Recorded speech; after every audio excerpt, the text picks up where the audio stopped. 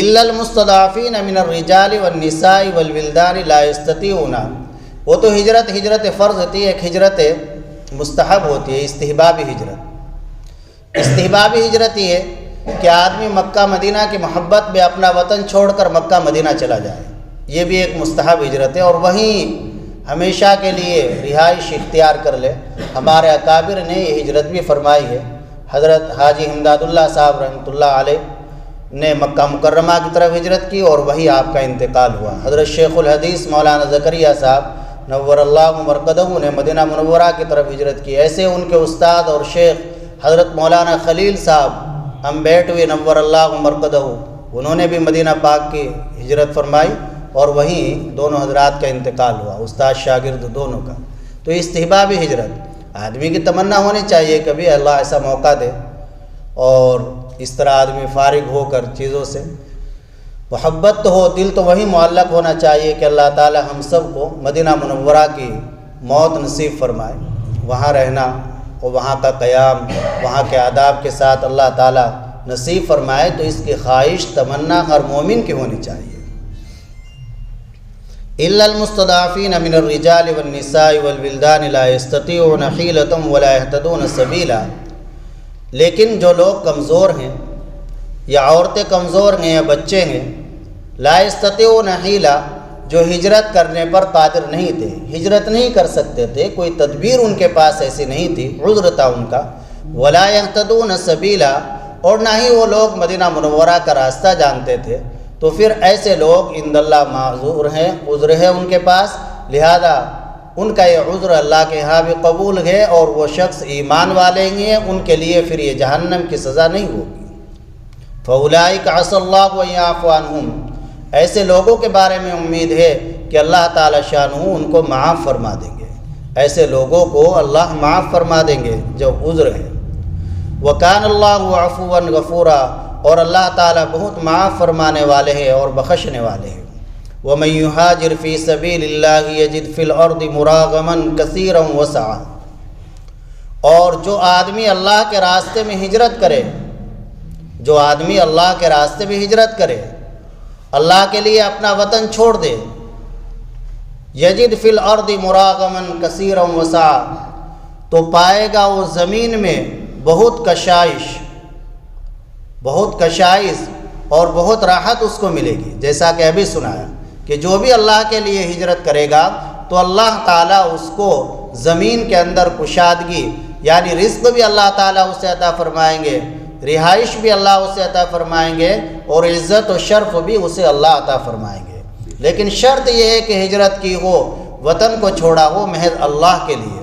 اگر کسی اور مقصد کے لیے وطن کو چھوڑا گئے تو پھر یہ سب وعدے نہیں ہیں۔ کوئی آدمی وطن چھوڑ کر جا رہا ہے تجارت کے لیے یا اپنے کسی اور مقصد کے لیے تو پھر یہ وعدے نہیں۔ بخاری مسلم کی روایت ہے، اللہ کے نبی صلی اللہ علیہ وسلم نے ارشاد فرمایا، انما الاعمال بالنیات، اعمال کا دار و مدار نیت پر ہے۔ وانما لامرئ ما نوى، ہر آدمی کے وہی ملے گا جو اس نے نیت کی ہے۔ فمن كانت هجرته الى الله ورسوله فهجرته الى الله ورسوله، ومن كانت هجرته الى امرأة يتزوجها او الى دنيا يصيبها فهجرته الى ما هاجر اليه، او كما قال علیہ الصلوۃ والسلام، آپ نے ارشاد فرمایا کہ جس نے اللہ اور رسول کے لیے ہجرت کی، اللہ اور رسول کے احکام پر عمل کرنے کے لیے اپنے وطن کو خیر آباد کہہ دیا، اپنے وطن کو چھوڑ کر چلا گیا ایسے ملکوں میں، ایسی جگہ پر کہ جہاں پر وہ مکمل طور سے اللہ اور رسول کے احکام پر عمل کر سکے، تو اس کی ہجرت اللہ اور رسول کی طرف شمار ہوگی اور اس کو اس کا ثواب ملے گا۔ اور جس آدمی نے ہجرت کی کسی عورت کے لیے کہ اس سے نکاح کر لے، یا دنیا کے کسی ساز و سامان کے لیے کہ اس کو پالے، تو اس کی ہجرت اسی کی طرف شمار ہوگی جس کی نیت سے اس نے ہجرت کی ہے۔ ایک صحابی تھے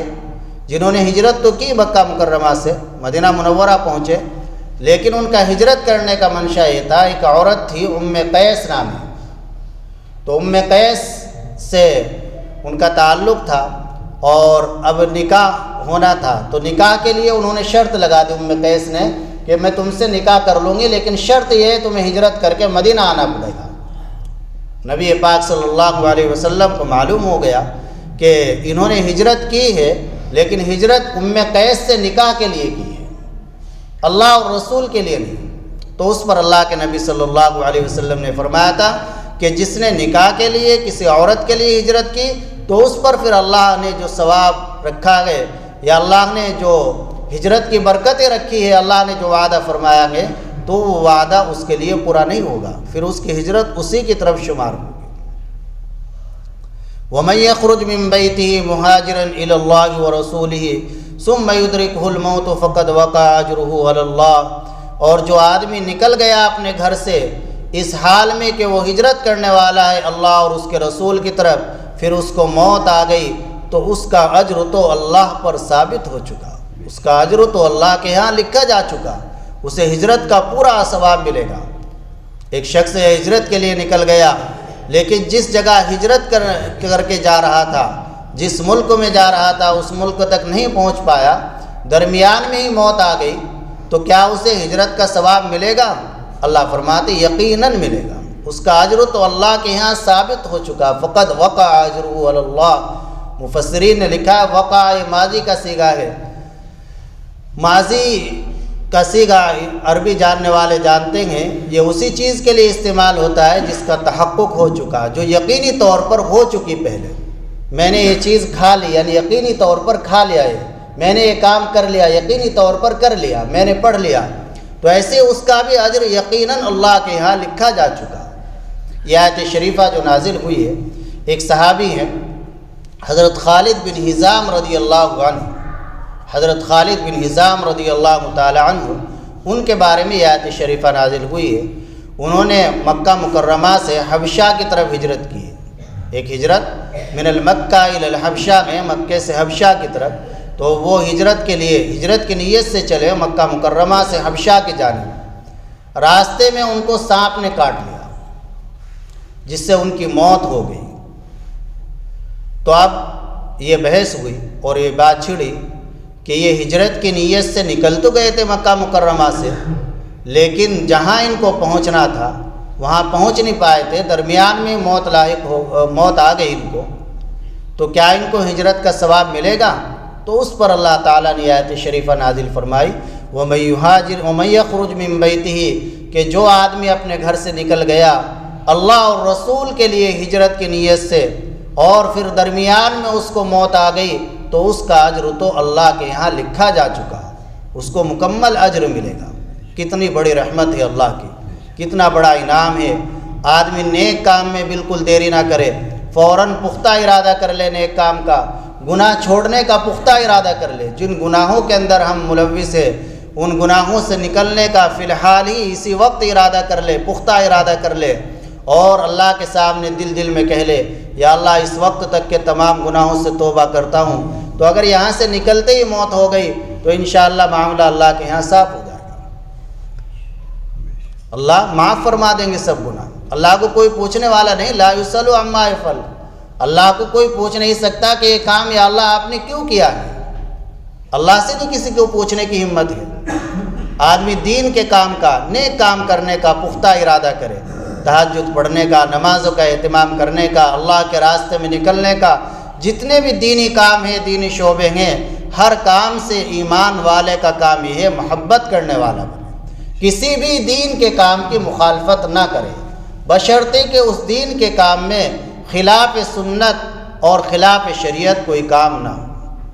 اگر ایسا خلاف شریعت کوئی کام ہو رہا ہے، خلاف سنت کوئی کام ہو رہا ہے، تو پھر وہ دین کا کام ہوگا ہی نہیں، وہ بدعت کے دائرے میں آ جائے گا۔ تو کوئی بھی کسی بھی لائن سے دین کا کام ہو، مدارس کی لائن سے ہو، تبلیغ کی لائن سے ہو، ہم جس لائن سے کر سکتے ہیں اس لائن سے کریں، لیکن دوسرے شعبے کی، دوسری لائن کی ہم قطعاً مخالفت نہ کریں، بلکہ ان کی جو ہم سے ہو سکتی ہے حمایت کرے، ان کے لیے دعا کرے۔ مدارس والے تبلیغ والوں کے لیے دعا کرے، تبلیغ والے مدارس والوں کے لیے، سب دین کے کام ہیں، دین کے شعبے ہیں، لیکن ایک دوسرے کی مخالفت بالکل نہ کرے، چونکہ دوسرے کی مخالفت کرنا گویا دین کی مخالفت کرنا ہے۔ وَكَانَ اللَّهُ غَفُورًا رَحِيمًا، اور اللہ تعالیٰ معاف فرمانے والے ہیں، بخشنے والے ہیں، اور رحیم ہے، اللہ مہربان ہے۔ اللہ تعالیٰ شانہ کے دو وصف قرآن کریم میں بار بار آتے ہیں، رحمان اور رحیم، جن کا ترجمہ یہ کر لیتے ہیں کہ اللہ بہت مہربان ہے، سب پر مہربان ہے۔ حضرت عبداللہ ابن مبارک رحمہ اللہ فرماتے ہیں کہ اللہ کے جو دو صفتیں رحمان اور رحیم، ان میں فرق یہ ہے کہ رحمان کہتے ہیں اس ذات کو کہ جس سے جو بھی مانگا جائے وہ دے دے۔